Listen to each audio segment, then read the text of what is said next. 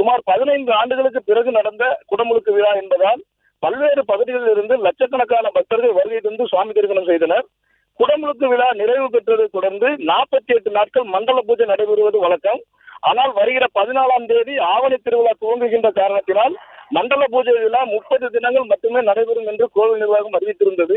இந்த நிலையில் திருச்செந்தூர் முருகன் கோவிலில் இன்று மண்டல பூஜை நிறைவு விழா வெகு விமர்சையாக நடைபெற்றது. மண்டல பூஜையை முன்னிட்டு அதிகாலை 5 மணிக்கு கோவில் நடை திறக்கப்பட்டது. தொடர்ந்து மூலவருக்கு உள் பிரகாரத்தில் சிறப்பு பூஜைகள் நடைபெற்றது. உற்சவர், சண்முகர் மற்றும் பரிவார மூர்த்திகளுக்கு சஷ்டி மண்டபத்தில் யாகசாலை பூஜைகள் நடைபெற்று பூர்ணாகுதி நடந்தது. தொடர்ந்து அங்கிருந்த கும்பங்கள் ஊர்வலமாக எடுத்து வரப்பட்டு மூலவர் மற்றும் சண்முகர் உட்பட வள்ளி தெய்வானை, பெருமாள், நடராஜர், விநாயகர் உட்பட அனைத்து பரிவார தெய்வங்களுக்கும் அபிஷேகம் நடைபெற்றது. மேலும் இன்று மண்டல பூஜை நிறைவு விழாவையொட்டி தமிழகத்தின் பல்வேறு பகுதிகளில் இருந்து ஏராளமான பக்தர்கள் வருகை தந்து